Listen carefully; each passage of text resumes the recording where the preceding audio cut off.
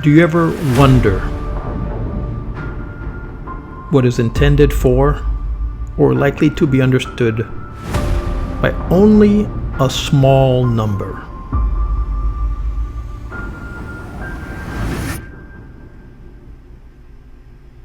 The traditional beliefs, customs, and stories of a community.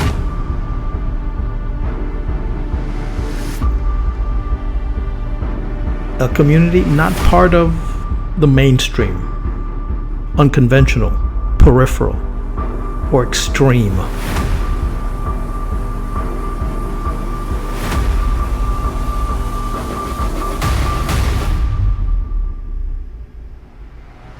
Part of an anthology, a published collection of poems or other pieces of writing.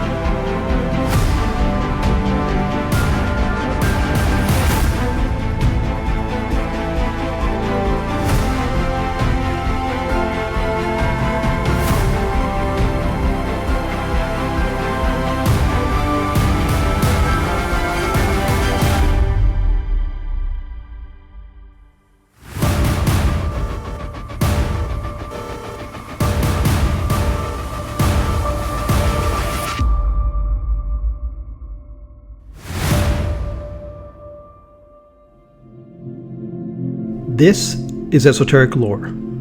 I'm your host, Edward Aponte, where I push you to ponder the fringes of folklore.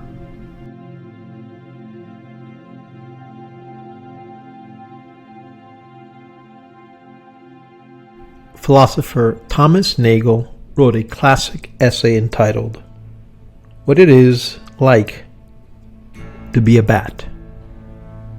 It's a short essay, but there's a paragraph that I want to quote that is mind-blowing.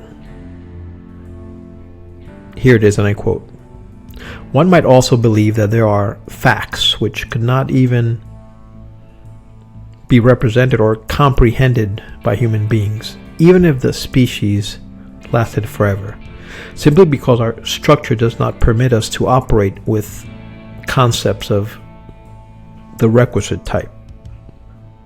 This impossibility might even be observed by other beings, but it is not clear what the existence of such beings or the possibility of their existence.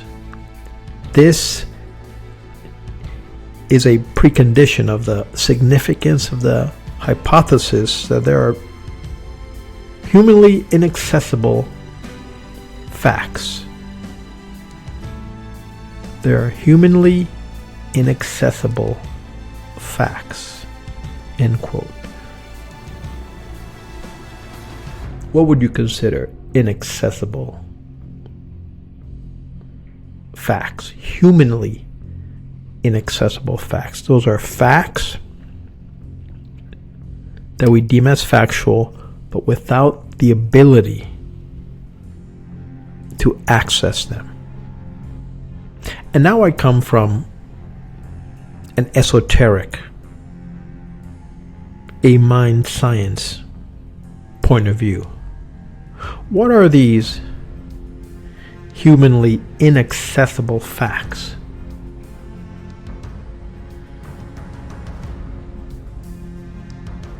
When we think about humanly inaccessible facts, I think of levitation. Levitation is like the holy grail of mindfulness capability and the achieving of that capability, the performing of that capability, to levitate. A form of flight, even if it's for seconds. The ability to defy gravity. Is that a humanly inaccessible fact? The emphasis is on the term. It bugs me. It's not the term, actually. It's the word. Within that 3-word phrase, the word in the middle is the one that bothers me. Humanly inaccessible facts.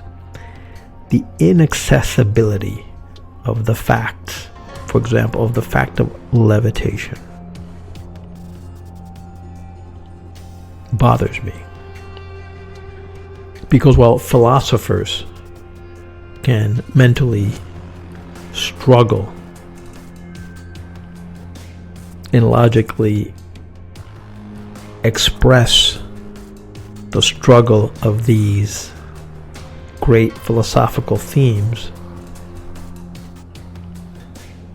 the true mindfulness practitioner believes these humanly inaccessible facts are accessible. There is one huge concept from the mindfulness perspective that we must understand. The key to making human accessibility possible is faith. Faith in the facts. There's a unique biblical passage, the book of Hebrews, I believe chapter 11. It goes on to almost dissect faith. It says this, and I quote, "Faith is the substance of things hoped for, the evidence of things not seen." Faith is the substance of things hoped for, the evidence of things not seen. So your belief, your faith in this factual capability without evidence is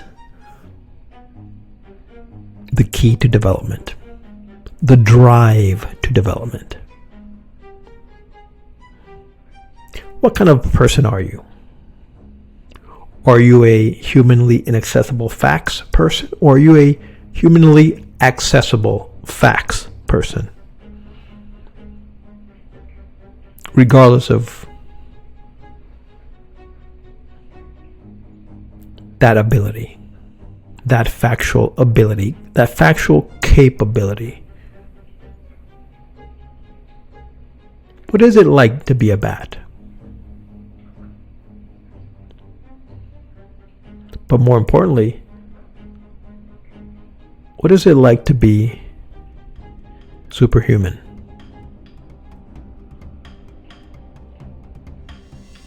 Being able to access what some would consider humanly inaccessible facts. That is at the core, the source, the inspiration for mindfulness practices for the development of capabilities.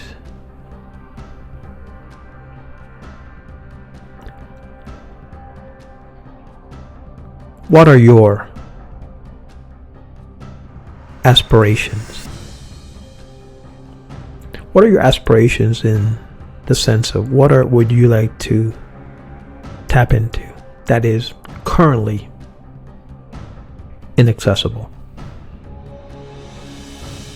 And then what would be the plan to access? That's the beauty of esoteric practices. These esoteric practices give techniques, give us principles, practices to be able to, if any, scratch at the door of accessibility. There are terms in mindfulness practices such as initiation. That's when you're about to enter into, move from things are inaccessible to I can access these capabilities. Humanly, factually, I can achieve this. Faith is the substance of things hoped for, the evidence of things not seen.